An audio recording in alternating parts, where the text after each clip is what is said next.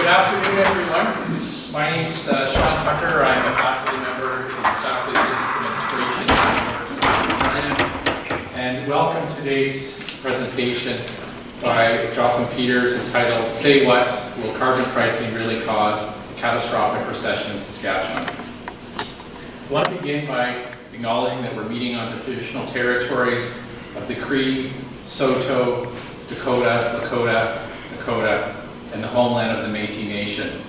The University of Regina is located on Treaty 4 lands and has a presence in Treaty 6 territory as well. I'd like to bring to your attention an important upcoming event at the University of Saskatchewan, which will be live broadcast here at the U of R. Johnson Shoyama on Friday, June 14th, is hosting a event entitled "A Conversation with the Commissioners of the National Inquiry Missing and Murdered Indigenous Women and Girls." And the presenters will be the Chief Commissioner, Marion Bullard, and two other commissioners at this event. It'll be live broadcast here at College Avenue campus in room 308, and I encourage you to consider coming to that event. Today's presentation is co-hosted by the Department of Economics at the University of Regina and faculty members in the Faculty of Business Administration. The presentation and the question and answer following the presentation is being filmed. And the film will be posted on the U of R's YouTube page so other people can watch it, those who aren't able to attend. So if you ask a question or make a comment at the end, you will be recorded, your comments will be made public. With that, I'll turn it over to Brett from the Department of Economics to introduce today's speaker.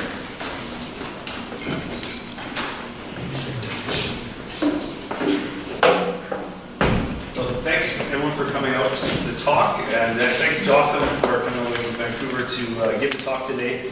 I met Jotham in 2008. We were both starting our careers. I'd been working at the Ministry of Environment, and we had been working with his firm to model climate change policy in Saskatchewan. And so I was working closely with Jotham at that time.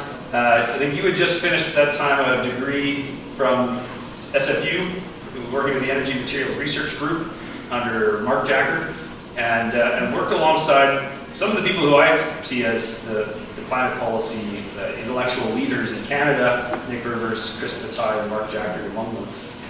So at that time, got to know Jotham, got to know the quality of the work that he's done. He's now the head of Navius Research, that's the consulting firm. He's also an adjunct now at Simon Fraser University. And Navius itself has worked for pretty much every provincial government and the federal government on climate change policy, and continue to work with all of these governments because they do modeling to see what are the costs of different policies and what are the paths forward for reducing emissions. So we're glad to have Jotham here today, and I'll welcome you guys to the stage. Thanks, Jotham.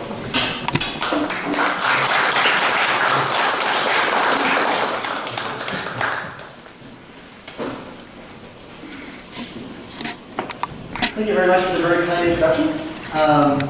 So I just want to say one additional thing before I start the lecture today, which is that we take a position at our firm that we are not advocates for climate policy. So we don't advocate for specific policies such as a carbon tax or regulatory approaches or what have you. And we don't advocate for climate policy in general. We view our role as being very simple and very narrow, which is that we try to inform decisions that government and different decision makers are likely to make, and trying to do our best to inform them in terms of how they're going to do very wide, or how policy is going to affect a very wide range of different metrics, such as reduce greenhouse gas emissions, affect economic activity, and what have you. So the main objective of my talk today is that back in 2000 and 2018, the government of Saskatchewan released a press release in which they reported an economic assessment of how the federal carbon tax would affect the economy of Saskatchewan. And we were quite surprised at the result. And say in about December of last year, we actually went digging in and trying to find out exactly why the government of Saskatchewan was actually getting the values that we were. And we became even more surprised. And so they ended up releasing our assessment of that publicly, and this is culminating in today's presentation. So in terms of the key objectives that I have today, I'd like to just begin by giving an overview of what the government of Saskatchewan actually said with respect to how the federal carbon tax is likely to affect economic activity within Saskatchewan. I'm just going to basically use the figure that they actually put out in their own press release. And then I think it's really important for us to go put this impact into context. A lot of different economists will put a lot of different numbers up there, they'll put a lot of different percentage terms, and it's really hard to engage exactly what those numbers mean. And so I do my best to put this into context, both in terms of how it's likely to affect households, how it's likely to affect fuel prices, and then finally, how the impact that the government of Saskatchewan reported compares to other major events which everybody's heard of, such as the Great Depression and what have you. And in our assessment, we suspect that the way that the government of Saskatchewan came to the economic, the impacts that they did is because they made two errors. They made one error with respect to confusing a change in GDP with GDP growth, and I'll explain that in more detail in just a bit. And secondly, the government of Saskatchewan based their analysis, or based their assessment, on an analysis which was conducted at an institute here at the University of Regina. And we think that they calculated GDP incorrectly. Or very specifically, they calculated calculated a change in GDP incorrectly. And I'll walk through that in a little bit more detail. Finally, I'd like to go and discuss what we personally think the government or the University of Regina or the Institute of the University of Regina's assessment actually is, if those two errors are corrected for. And finally, I have some suggestions for moving forward from where we are right now. So this is what the government of Saskatchewan released in June 2008, and in turn to show how the federal carbon tax would affect economic activity in Saskatchewan. And it shows the provincial growth rate here on our y-axis, and it shows the provincial growth rate over time from 2018 all the way until, I guess, 2030. And it shows that in the absence of a carbon tax, the government of Saskatchewan is anticipating that the economy is likely to grow at a 1% annual rate, so the line along the top. And then they also show the schedule for the rise in the carbon tax. So there's plans to rise in $10 per ton increments in 2018 that actually didn't happen, but right now it's at 20, and it's scheduled to rise to $50 per ton by the year 2020. And in response to that, what the government of Saskatchewan has shown is that this is likely to have a massive impact on the economic growth rate within the province. It takes the rate of economic growth from 1% in basically the absence of the carbon tax, all the way down to negative 1.43% by the year 2022. So in other words, the carbon tax, according to the government of Saskatchewan, is anticipated to reduce the economic growth by 2.43% at an annual rate. And before we actually go and assess whether or not this value is reasonable, I think it's important for us to go put this into context to see whether or not this result even passes the most basic of sniff tests. In terms of what the carbon tax is likely to go do in the year 2022, it's expected to have the equivalent of increasing the price for gasoline by about 12 cents per liter, and also having an equivalent impact on the price for natural gas that people use in their houses and in buildings. So more or less the type of impact that you would see more or less the price rise that you see on a May long weekend or August long weekend, etc. Our carbon tax is a little bit different from a rise in the oil price, and it's different in maybe one key respect. The first is if the price for gasoline increases because the price for oil goes up, really what that does, it leads to more profits or more production or more investment going into the oil sector. The carbon tax is actually a little bit different. As opposed to the revenue going back to the oil sector or the refinery sector in some fashion, instead, it actually all comes back to households in some fashion. So the federal carbon tax, as implemented currently in Saskatchewan, all revenue collected from that carbon tax is returned to households via some sort of transfer back to those households. So therefore, in many ways, it's dollar out of one pocket and back into the other. And in response to that, the government of Saskatchewan has indicated that it's likely to lead to a 1.4 or 2.43% reduction in the rate of economic growth. I think it's important for us to put this into context as well. So, and specifically put it in the context of other recessions which have happened in the past 100 years. Deliberately didn't look at different wars because there's some wars in which some regions had a massive reduction in economic activity. For the Spanish financial crisis that started around 2008, here's a comparison to what the government of Saskatchewan thinks is going to happen under a carbon tax. It's on par with with the Great Depression, which the worst 8-year period in Canadian economic history occurred from, or ended in 1936. And basically that had almost the equivalent change in GDP growth over that period as what the government of Saskatchewan is suggesting for the federal carbon tax. On the bright side, it'd be better than the United States. The United States is really bad, and Greece was just plain the opposite.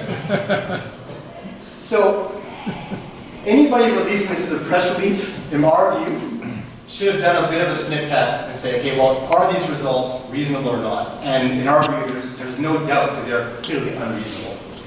But we went a little bit further and decided, because it's one thing to go and know that they're unreasonable, but it's another actually go find out why.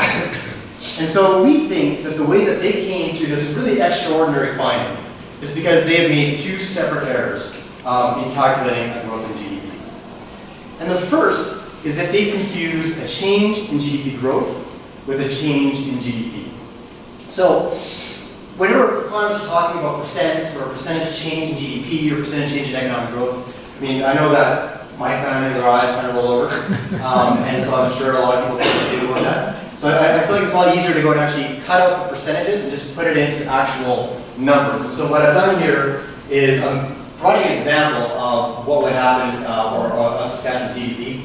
And just for simplicity, just index it at 1. So let's say 2017, GDP is 1. And then in the absence of a carbon tax, I think we can all accept that the government, or that Saskatchewan's GDP, or gross domestic product, grows at a 1% annual rate. So by about 2022, it rises to around 1.05 relative to where it would have been in 2017. I think we also all accept that it's possible that a carbon tax is likely to do 2 things. First of all, reduce the rate of economic growth. So basically, as opposed to growing at a 1% rate, it might grow at a slower rate. And secondly, it's likely to lead to a reduction in where the economy would have been in a specific year in the future. And this is, I think, where the confusion arose. So, just looking at this, the bottom projection is showing an economic growth rate in the range of around 0.5% at annual rate.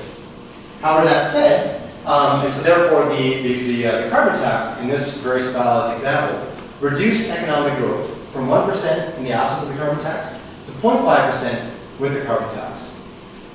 That said, by the year 2022, those impacts have compounded. So by 2022, the impact is about 2.43%, or the total change in GDP is 2.43% lower than it would have been in the absence of the carbon tax. And so we strongly suspect that what the government of Saskatchewan did is they confused these 2. They basically confused a change in GDP in the future for a change in economic growth. And the implication of that is that the economic impacts would be much more significant. So this would be the projection for Saskatchewan's GDP if GDP growth was confused for a change in GDP. And that's what we strongly suspect that they've done. I'll take any questions now if anybody has any questions. I have a quick question. You had said on your previous slide that the sort of money goes out one pocket and then money the other one. So why are you predicting with the carbon tax it would impact GDP growth? So I'm setting myself up here just a little bit. The Institute at the University of Regina, they reported a 2.43% reduction in GDP in 2022. That's what we think that they've reported. And so I basically kind of structured this in such a way. I'm not, I think I'm just going to, so I'm going to do my best to try and infer what I think the University of Regina's analysis actually said, like what it actually does imply. I'm going to guess this a little bit, but I'm going to make an educated guess. But I'm not actually validating that result at all. Okay. I'm just saying that this is what I think their modeling actually said. Okay. Yeah, go ahead. What market prediction indicators are you using?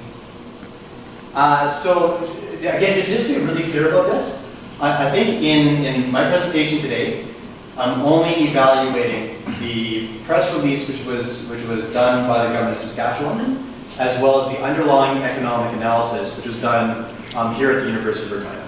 So that's all I'm evaluating. The only things that I've really looked at are basically impacts on GDP. So, and there's, with the University of Regina's, I forget what the acronym actually is, but it's the IEESC Institute. But they have a section in the report devoted to the macro, or how carbon taxes are likely to affect GDP within Saskatchewan. So that I'm only very narrowly focused on that part and on the government's press release. I'm like his family, I'm one of those people where the eyes glaze over. Yeah. When we're talking in, Yeah. in this realm, but I'm here because I'm so deeply concerned about climate change. Yeah. So I am confused. If you could explain it a bit more, the difference between this GDP growth and the change in GDP. Sure. Yeah. So, what I think, let's just back up and take the bottom line off. It makes it a little bit easier. Let's just take this as given for the time being. I'm gonna dispute this bottom line here in just a bit. But let's just take this as given. We're gonna say that in the absence of a climate policy, Saskatchewan's GDP grows at a 1% annual rate. So that basically means that between 2017 and 2022, Saskatchewan's GDP would be about 5% larger than it would have than it was back in 2017. Okay? So basically that establishes the top line. The bottom line represents a scenario in which the carbon tax has basically reduced that rate of growth. So in other words, this line here is just not steep, right? So the economy is actually not growing quite as rapidly. And this has two different things, and economists like me will often refer to two separate or two separate metrics that we can report in terms of how this policy has affected GDP. The first is that we want to acknowledge the fact that, number one, this policy has actually reduced GDP from what it would have been in the absence of a policy in a specific year. We could have picked 2022, we could have picked 2030, we could have picked 2050, we could have picked any year. And so we'll actually just do like a cross-cut of economic activity in that year and say, hey, GDP is actually lower by about 2.43% or what have you, right? But the second thing that we have to go do is we also have to talk about how this affects the rate of growth. And the rate of growth and the change in GDP in the future year are not the same. So these two lines these two statements here are perfectly consistent. So in the top line, we have GDP growing at about a 1% annual rate. The bottom line, we have it growing more slowly at a 0.5% rate. One way of looking at it is that if your economy grows at 0.5% or 0.5% lower for 5 years, in about 5 years from now, those impacts, that lower growth, will accumulate, and in 5 years, your GDP will be about like 2.5% lower than it would have been in the absence of the policy. Does that make sense? I'll maybe speak with you. Sure, sounds good. Yeah. I don't know, hold on. Here's one question as well. The bottom line there is or the middle line in this case is linear, right? In an earlier slide, you showed that carbon tax was increasing year by year, up to I think $40 in 2022. So wouldn't that make that middle line come down a little bit more? Think up to them because these aren't my numbers. So this is us inferring the numbers from the University of Regina. So I mean, I think that based on other analysis that we have done, I think that we would support that. I think that with a carbon tax, carbon taxes are complicated because you have this challenge with respect to how you're going to go and recycle revenue from the carbon tax, right? Because it's coming out of one pocket, but it's a tax, which means it can go somewhere else. You can use the tax to cut the PST if you so wish. You can use the tax to go and cut corporate or personal income tax, and all those are going to have different impacts on the economy. So carbon taxes can be really complicated because of that component. That said, one thing that we've seen is as the stringency for a carbon tax goes up, typically you see greater and greater economic impacts from that, and it's usually negative.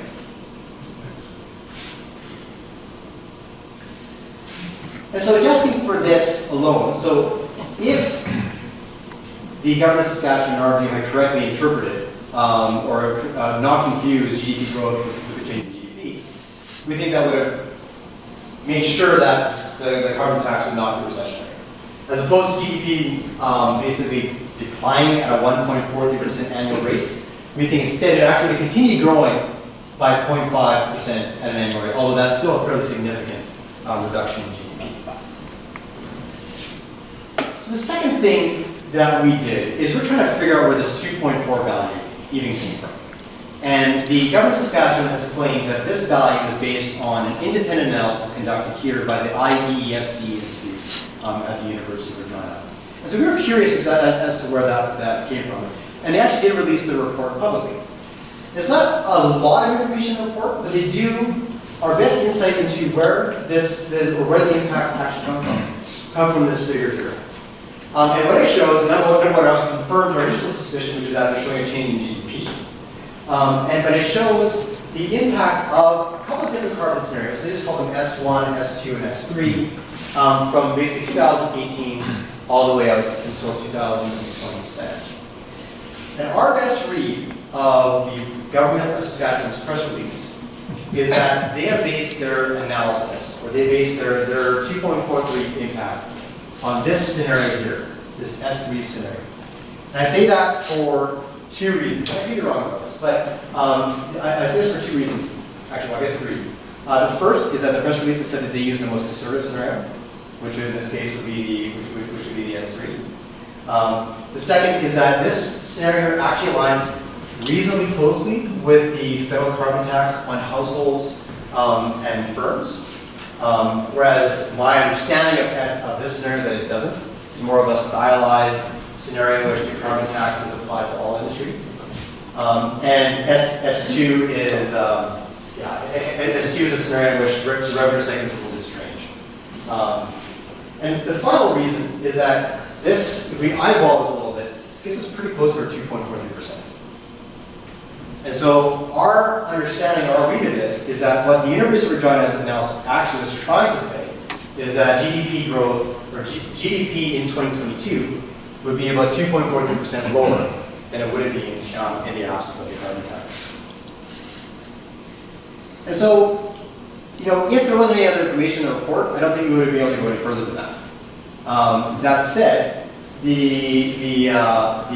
University of Regina's Institute reported not only the change in GDP, but they also reported how each individual component of GDP would likely change under the carbon tax. I'm only going to put up one equation here, but it's a very simple identity equation, which anybody that's passed a first-year macroeconomics class will know, which is that GDP is just identity is equal to total household consumption, total investment, government expenditures, changes in inventories, exports, and then minus imports. So from the University of Regina's report, they reported that the change in GDP in 2022 was about 2.43%. But they also reported the change in each component of GDP. And one thing I'd like to highlight is that none of these here changed by anywhere close to 2.43%. So in fact, really large components of the economy, consumption being a really large portion, only changed by about 0.22%. So the math here very simply does not work. You cannot accept the fact that your individual components of GDP are changing in these amounts and accept that to be true. They're completely inconsistent.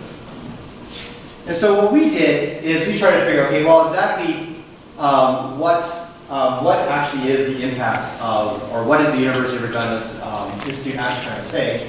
And so what we did is say, well, you know, this is approximately what, you know, the shares of GDP actually are.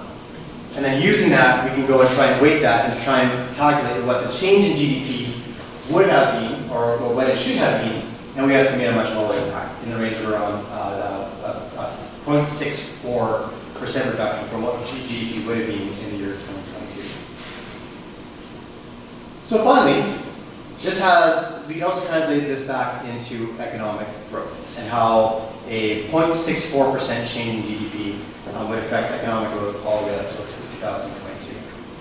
And in our assessment, that would have taken GDP from growing at a 1% annual rate to growing at a 0.87% annual rate. So instead of GDP reduced, or instead of the carbon tax reducing GDP by 2.43%, we actually think the University of Regina's Institute is reporting that GDP actually only goes down by, or what actually came out of the model, only declined by 0.13%. So it's, in our view, to quip a little bit, it's kind of the equivalent of asking somebody what 1 + 1 is and getting an answer of 37. So where do we go from here? I think one thing I like to highlight is that everybody makes mistakes. I've made plenty of mistakes. I've made public mistakes. I've made embarrassing mistakes. My first contract, my first project ever, using a computable general equilibrium model, which is what the Institute claims to have used here. I actually also miscalculated GDP in a very different way. But you know, a week later, I caught the error, and I had a very remorseful conversation with the client and said, you know what, like I totally screwed this up. Let me go and fix it, and it was no harm done. So I think it's totally fine. Everybody makes mistakes. I think that the most important thing is that you correct them and you don't have them. I think what I would personally like to see is I like to see the IEESC Institute here say, hey, look, I made a mistake. And as far as I'm concerned, it's over. As soon as they say, hey, look, like we made this mistake, or maybe I'm wrong. And if I'm wrong, I'll be the first one to apologize. I'll learn something. So I think that I would like to see the IESC set the record straight on what the model actually says. And if they're not willing to go do that, I'd actually love to go see. I'd love to go see these numbers, as opposed to giving us changes, percent changes, and changes in economic growth and changes in GDP. Just tell us in every year from 2017 up until 2026 what the dollar value for consumption, investment, government, stock turnover, or inventory, exports and imports actually are, and then we can make that assessment for ourselves and see if these numbers actually do, if they actually do add up. Is it possible they're looking at just one sector? I can only really speculate as to how this happened, and it's hard for me to do that. So, I mean, these really are sectors. These are expenditure categories, which every macroeconomist has. I mean, actually, it's macroeconomists, like first-year macro students know. So, and the sum of the components of this, but not the percentages, is supposed to add up to that. Yeah. So, I mean, I think what I can say conclusively, and really the main thing I can say conclusively, is that the numbers that the government or that the Institute put out, these aren't consistent. The basic, this is clearly a math error, and either this one's right or those are right, or something in between there is right as well, but they can't all be right. Yeah. Well, and just on that, I think if you add up those numbers, you get pretty close to 2.43. I just did, you get 2.37. So they might have added the components instead of weighting components. And yeah, so. Which we can only speculate as to, which we were somewhat amused by. So, I mean, kind of what the implication of that, and this is interesting, is that a component of GDP, which is changes in inventories, which accounts for, we actually look at this, it's 0.04% of total GDP, had a 0.76% impact on GDP, which is, so they might have done that. I mean, like, so we've actually done the same, because we're kind of guessing a little bit as to what happened, but that could very well be what it did. If they've done it, it's just a simple math error. And so I'll follow up with the question. And as a note, so Department of Economics is a host, and we have good colleagues at the Institute, so we don't want to say this is our analysis. We thank you for giving us the presentation. When you're looking at climate policy, why would GDP decrease at all? So why would you have the growth rate of GDP? Why would you have a slowdown of GDP growth when you have climate policy? What are the reasons? Yeah. So I think that why don't we talk about the most simple case right now? So the most simple case would be that we're basically taking the money and we're burning it. And so, I mean, this is a really useful thought experiment just because it does help explain something, right? So, you know, if you're taking the money and you're burning it, you know, kind of what that ends up doing is ends up imposing higher costs on, you know, industry, imposing higher costs on households, and so therefore, but with no benefit from it, and then all of a sudden, you know, you basically have a higher cost for demanding the things that you want, right? So let's say that, you know, you, Brett, bought $50 worth of natural gas last year, or it's probably Saskatchewan, which probably a little bit of an underestimate, I'm guessing. But you bought, you know, like $50 of natural gas last year. All of a sudden, you know, we increase that by like 10%. You know, now all of a sudden you have $5 fewer dollars to go spend on other things. And so, you know, what we would say is that, you know, your real income, therefore, is actually fine, right? So that's the scenario in which nothing's coming back to you. When things actually are coming back to you, then it becomes a lot more complicated. And the challenge is weighing the cost associated with the carbon price and the benefit associated with whatever you're doing with money. And models actually go both ways of this. So there are a lot of models which have come back and said, hey, if you take carbon revenue and you use that to cut other taxes, that can actually possibly lead to an economic benefit. So the literature is not clear on the direction of how carbon pricing will affect you. I would say, I mean, our model will typically show a reduction in GDP. And I think that, you know, because of the nature of Saskatchewan's economy, which is fairly emissions intensive, I think we would still anticipate that there'd be a reduction in GDP. In fact, the analysis that we did for the government of Saskatchewan, which I can't talk about a huge amount, but I do have a redacted version of my own report, so I can, which is public, I think. So I mean, we do show that there was a reduction in GDP as a result of not only the carbon price, but a whole bunch of other policies which were which are implemented in Saskatchewan. So I think that we would probably anticipate that there'd be a reduction in GDP here, just nothing anywhere close to a really vicious recession. So the bottom line, that little green circle there was 0.13% of growth, or 0.13% of the net, like the after the second year. Yeah. So what we're saying is that we think that if we correct for these two errors, and if we correctly interpret everything here, that the University of Regina's analysis is not showing that economic growth in Saskatchewan is going to decline by 2.43%. Instead, it's only declined by 0.13%. So that means that in the absence of a carbon tax, we'll just take this as given that economic growth or GDP grows at a 1% annual rate.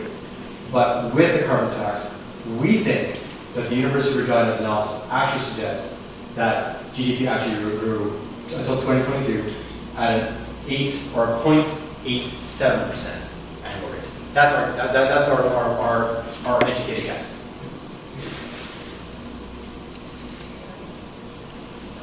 And then I only want to highlight one final point here and then done, which is that if the economic assessment here is indeed wrong, and I don't think there's a lot of doubt that it is, I think people in Saskatchewan have the right to know that they're not about to lose.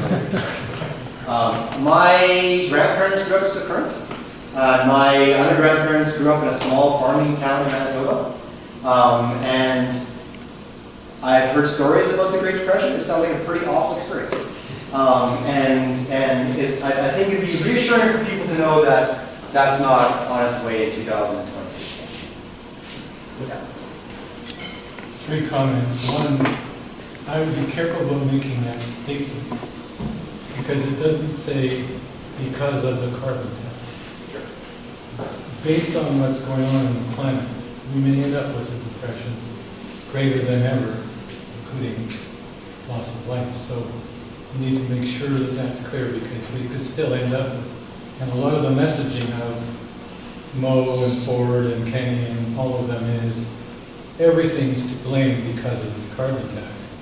And so we have to make sure we separate that out.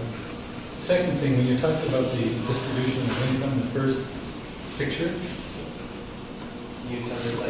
way back when you talked about consumers versus the oil and profit stuff, and the oil sector, a question. is it a requirement that we pay the price for the carbon that the federal government's levying? Or is it a choice of the companies to pass it on to us? Because I think that that's a critical thing. Yeah. If they reduce, if the oil sector, for example, decided, okay, we got to pay an extra $10 a ton or $50 a ton, instead of passing it on to us, they reduce their profits. Yeah. That's still the choice that the corporations have, isn't it? Yeah, I mean, The law doesn't Yeah. require they pass it on to the consumers. no. And I think most firms would do that if they had the ability to do that. So and there's sectors have varying degrees of ability to pass their costs on to consumers. So the electricity sector here, I mean, they have the ability to pass almost all of that on to their consumers, right? Because basically you have, I believe you have a regulated monopoly here. And that regulated monopoly can go and say, hey, now I have X carbon costs, and now I'm going to go add that to the rate base. So it basically gets tacked right onto your electricity price. Other sectors don't have the ability to go do that. So, the oil sector oil is a globally traded commodity, in which Saskatchewan or Alberta do not set the global price. None of them sets the global price for oil. Those sectors do not have that same ability. Our assessment is that those sectors do not pass any of their carbon costs on to consumers. What I'm really specifically referring to here, just so I'm really clear about this, is that I'm really referring to how the carbon tax would affect households directly, because I think people are probably the most, which is probably the most intuitive for people. So, we're talking about when people go and fill up their cars at the pump, we anticipate with the carbon tax in 2022, the price for gasoline will be 12 cents per liter higher than it would have been in the absence of a carbon tax. And that's the money which government then goes and collects, and then it has to go and redistribute it in some fashion. Just one further comment. Yeah. In 2015, the Globe and Mail did a study on taxation for what profit per employee of the oil sector and the bank sector. What's your profit? They reported like in taxation. Yeah. So assuming they reported accurately in Canada, it turned out after all shareholders were paid, all capital costs, wages, salaries, benefits, everything was paid, the oil sector averaged a profit of $374,000 per employee. Now, if we call it the price on carbon, those companies, instead of taxing us by saying this is a tax on you, by their choice, they could reduce their profit and not make as much profit as they were and stop passing it on to us. That is factually correct. They could do that if they wanted to. So it's not the government taxing us. It's the corporations who are saying, you're going to pay, and here's what we're going to charge you. And if you'll recall, here in Saskatchewan, the day before the carbon tax came in, prices went up 20 cents a liter. And then the carbon tax came on, but everyone, the messaging is still, it's all because of the carbon tax that we are in this situation. And I think it would be helpful for economists like you to clarify that for people. It's a price on carbon which is being passed on to you, and they are taking profits from that. Gasoline prices they're tricky, right? So, there's a massive refinery in Indiana which accepts a lot of heavy crude from Canada. And every time that refinery goes down, specifically the spread between heavy crude and light crude skyrockets. So there's a specific unit goes at the refinery. A refinery goes in for a turnaround, or they shut down the refinery for a bit and do some upgrades. Anytime those things happen, gasoline prices move around. So, gasoline prices are tricky. We do our best to try and assess all the factors that go into that. I'm not sure if we necessarily do a good job of that.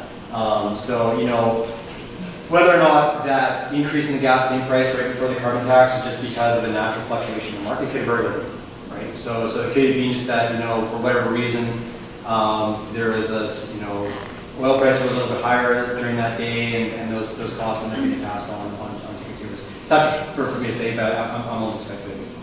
Yeah. Thank you.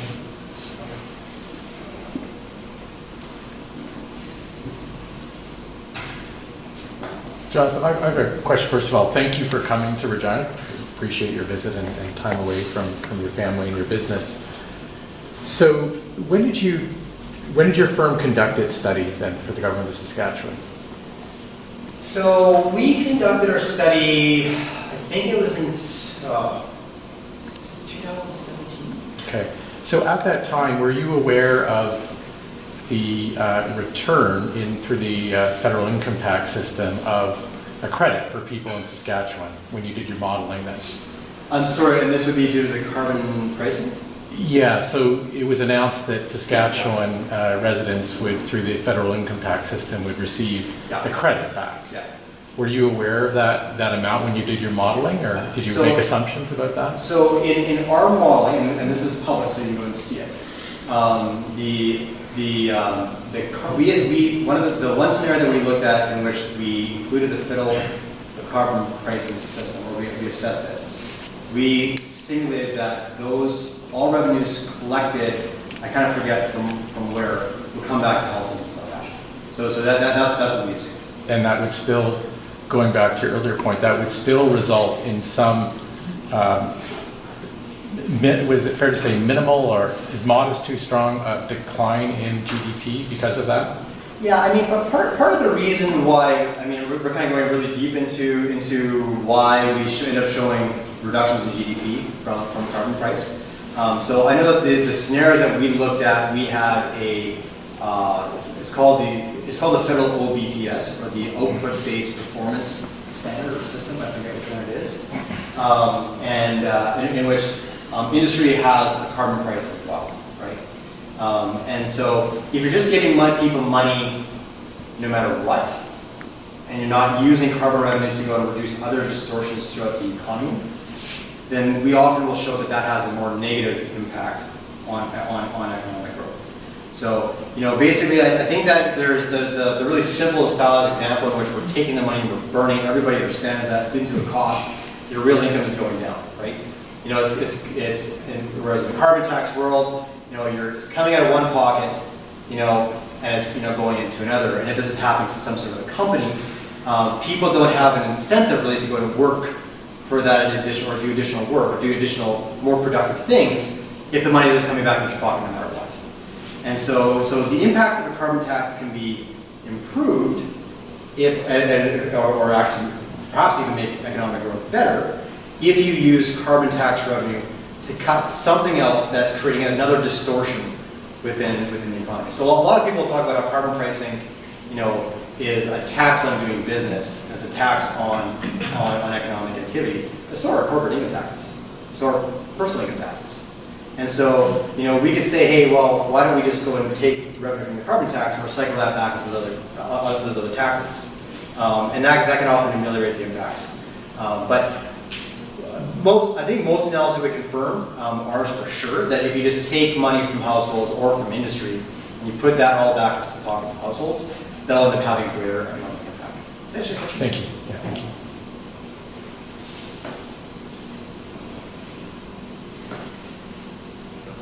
I'll keep you going here. Got you all the way up. Yeah, I got to keep talking. So you've seen a lot of studies, you've done a lot of studies. There are different approaches to climate change policy. If you can speak in general terms about those approaches, you've got pricing, you've got regulation, and how those might impact the economy in different ways. Yeah. So, I don't think there's many economists that would come and say that they don't prefer carbon pricing to other systems. And the reason why economists tend to prefer carbon pricing over regulatory policies or anything else is that carbon prices effectively establish a maximum cost for greenhouse gas reductions.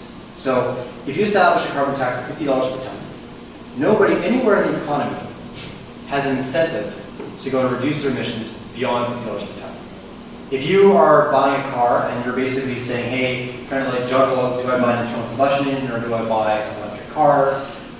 And you figure that, okay, well, you know, the increase in gasoline prices due to the carbon tax are not sufficient to make me make my money back from buying an EV, you don't have to do it. You just go pay the carbon tax as opposed to going and buying and buying an EV.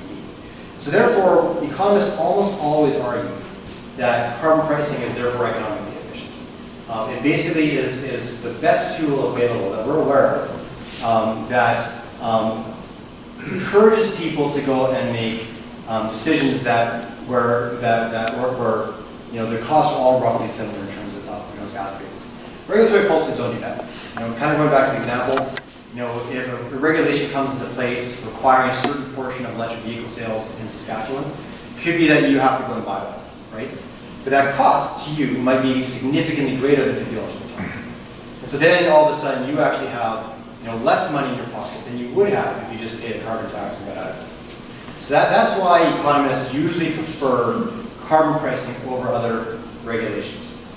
Carbon pricing also has challenges. And the challenge is that all of a sudden, you know, especially with carbon taxes, all of a sudden you have a large portion of revenue there in which that you have to distribute in some fashion. And if you don't distribute that money wisely, you could have a really strong negative impact on your economy. So it does create the additional con, which you have to go and decide how to go and allocate that revenue. So done wisely, you know, you can use it to cut other taxes, which are, you know, bad for economic growth. Done poorly, you give it all back to households. So, you know, basically you know, so there's no guarantee that it's going to be done wisely. And I think that's the challenge with carbon pricing. Why wouldn't we just take that money and put it into reducing our carbon footprint? That would be the way to go. I mean, yeah. So a lot of jurisdictions are doing that. So that's you know, the government of Quebec is doing that. The government of BC is doing that to a certain extent. So there's a lot of different jurisdictions which that's their approach. They basically take, in fact, even, so we're talking a lot about the carbon tax out here, but there's also this other carbon pricing system for industry. And a lot of the regions that have implemented that policy, if not all, any revenue whatsoever going to that program is coming back to industry via investments in technology. So there's actually a really, I say, established system for doing that. Just not everybody's doing that, and then the federal government is currently not doing that on the carbon tax on you know, gasoline and natural gas that's going to buildings. Yeah, go ahead. So with these types of policy choices, you're always looking at opportunity costs. So you're comparing the different options, and so clearly the government of Saskatchewan has had to evaluate the cost of the carbon tax, and I guess. They claim they believe in climate change, climate science, and I assume they believe that we have obligations to meet our international commitments around the global climate accords. So, what is the opportunity cost of the carbon tax which you've calculated for Saskatchewan compared to, say, the regulatory choices or whatever the other choices that the government of Saskatchewan is actually putting out on the table? Because at the end of the day, they have to be putting something out on the table. Yeah. Because they believe in climate science and they believe we have to keep our international accords, like you.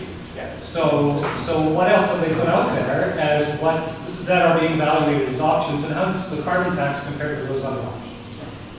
Yeah, so you know, I need to be a little bit careful here, unfortunately, because I know that we did a contract for the government of Saskatchewan, and a lot of the analysis. I mean, I actually forwarded you the redacted version of our report, if you like. So I'm trying to figure out what's redacted there right now, and what's not. You know, but from what I recall, based on, you know, kind of what the Prairie Resilience Plan was, I think they're anticipating to achieve really similar greenhouse gas reductions relative to what the federal approach would be. So whether or not we've actually accurately characterized that, whether or not the Prairie Resilience Plan has actually changed in the last little bit since we did our analysis, that I'm actually not 100% sure of. So I have to go back and reevaluate that. But, you know, our analysis, I think, should be bounded. It can only go so far, right? So I think that our role is simply to say, hey, there's these different options. They're going to cost your economy this much. They're going to cost households this much. They're going to have this impact on greenhouse gas emissions. And at that point, if people don't like carbon pricing, but they're okay with something else, I mean, I think all the economists in Saskatchewan are probably in this room. I guess So the rest of the people may not care. What are the GDP projections for those other scenarios? That's what I'm interested in. What's that? What are the GDP projections for those other scenarios? If you want to, if as a citizen, I have to look at the opportunity cost. Yeah, I mean, and is any of that analysis being done independently? yeah. Because to be honest, let's face it, we've already seen those errors here. So, So unfortunately, I need to be a lot more careful here than I would like to be. But I can forward you the redacted version of our report. So there was a reporter at the Regina Leader Post who filed an access to information request to get our report. They sent it to him, and then I asked for my own report to be sent, for him to send it to me. So I actually have a redacted version of my report. So I can forward you that. Yeah, go ahead.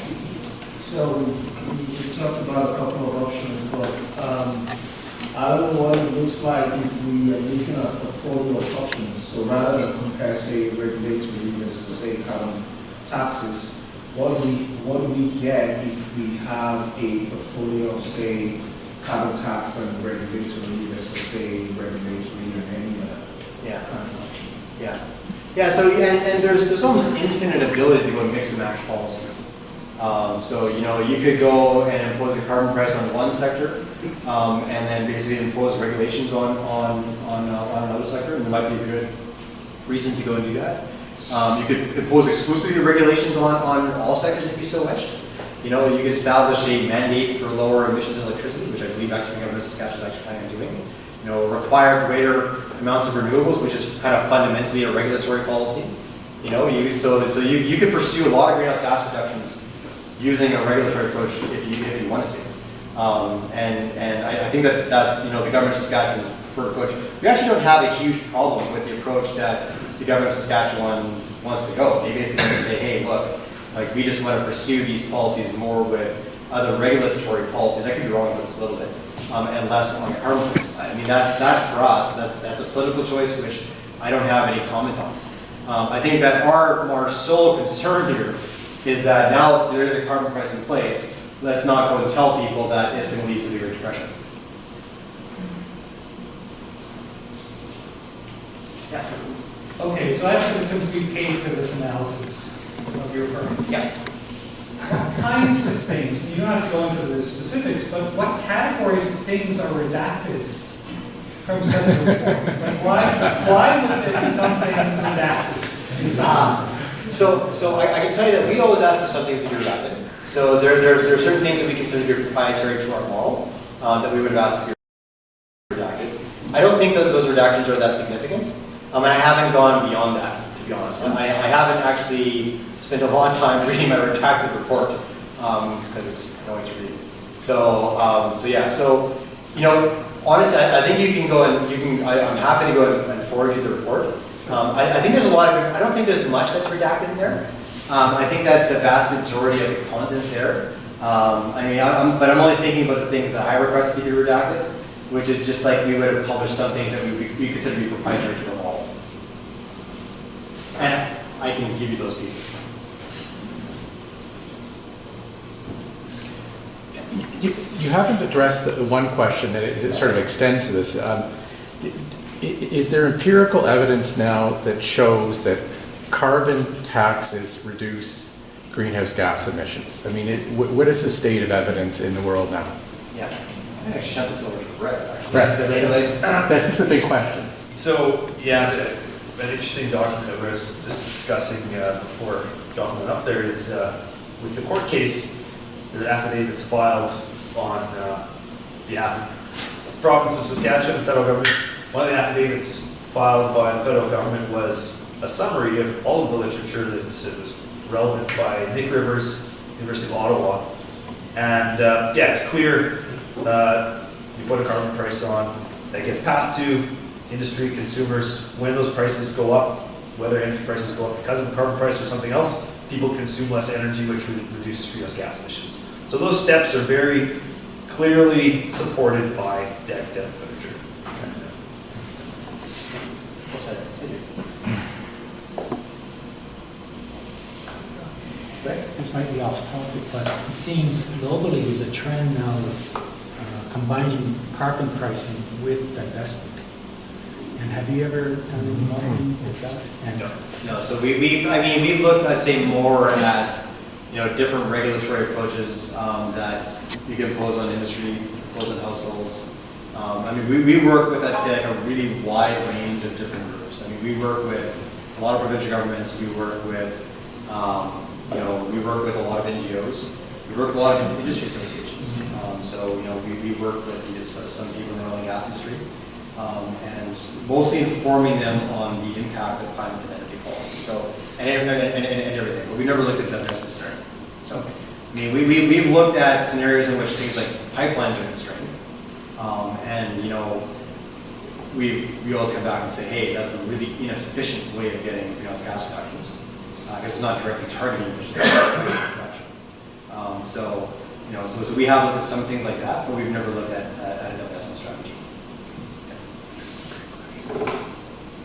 So what's our next steps here? You've identified some fake news, so the trick is, how do we come and correct that? Because if we continue with the wrong formula, then it just compounds. Yeah. Have you reached out to the department that done this? We did. So we sent them our critique, I think about 3 weeks ago, 4 weeks ago or so, I forget. And we haven't heard back from them. So I believe you've reached out to them as well. I think Brett has as well.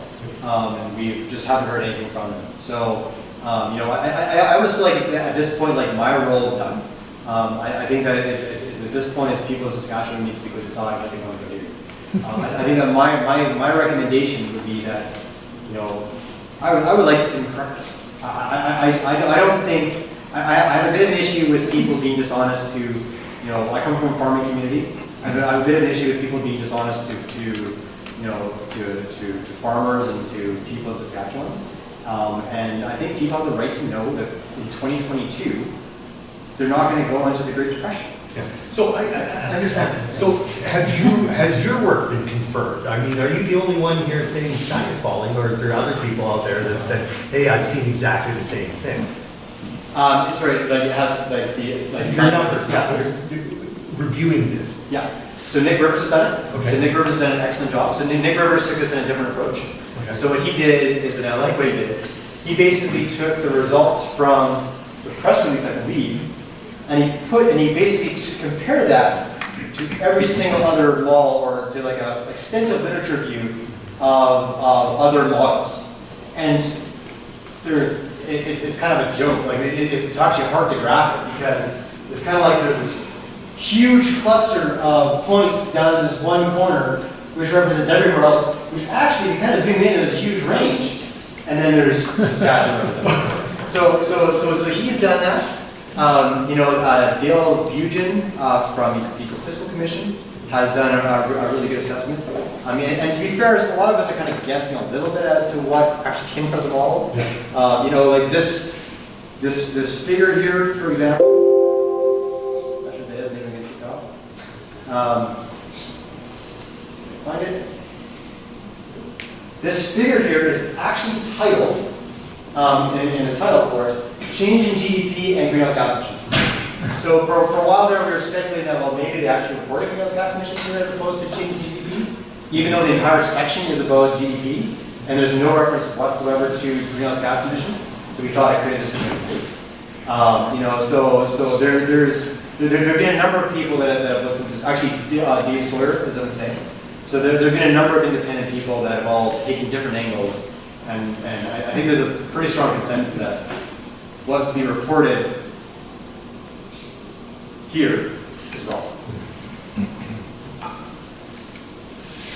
So we're asking. Yeah. But I'm not in Congress. So it lets us seem like with Paris Accord, we're all doing our share, right? And so we impose carbon taxes or whatever scenario to reduce our carbon outputs. And that eliminates a certain amount of harm from climate change scenarios that are predicted. which is real economic harms. And then we don't do it, right? We have scenarios where we just do nothing scenarios. Why aren't we seeing in these economic charts, okay, and here's that 30% hit to your GDP Yeah, from the do-nothing scenarios?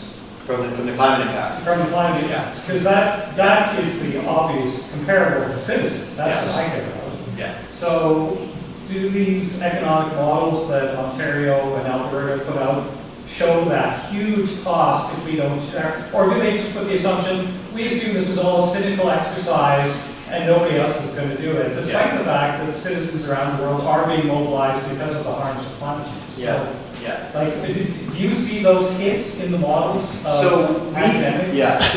we actually don't do that ourselves. That doesn't mean that there aren't other people that do it. So there was there's a whole class of model that actually specializes in this, called integrated assessment models. And so they try to look at not only how climate change itself is going to affect different things like agricultural productivity in different regions and what have you, as well as what the cost of greenhouse gas abatement is.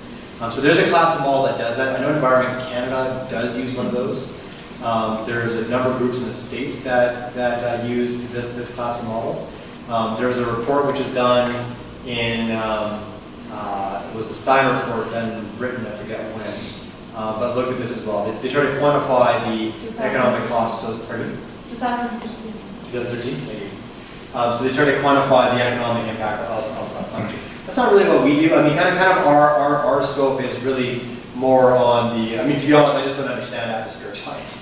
So I'm not in a position to be able to model this. And so, I mean, the approach that we take, I think that the approach that the University of Regina, or the institute here has taken as well, is basically more saying, okay, well, this is our constraint. This is what, Saskatchewan is committed to doing with respect to reducing greenhouse gas emissions, or Canada is committed to doing with respect to greenhouse gas emissions, and what are your options for getting there? Or if you implement these policies, what do you get? And can we design these policies in different ways that achieves, more than one outcome? That being, growth in economic activity and what have you. So I wouldn't say they're necessarily in conflict with each other, but they're more, they probably complement each other more than they conflict.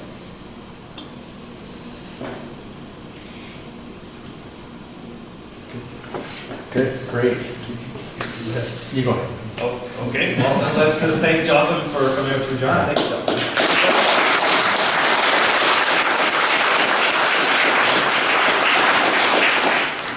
Thank you all for coming. And we have Sean Tucker, who one of the hosts. Andrew Stevens also hosting, Department of Economics. Glad to bring Jotham Peters here. So thanks. Thank you so much for hosting this. And I'm sure you could ask questions, answer questions if you've got further questions. Come up afterwards.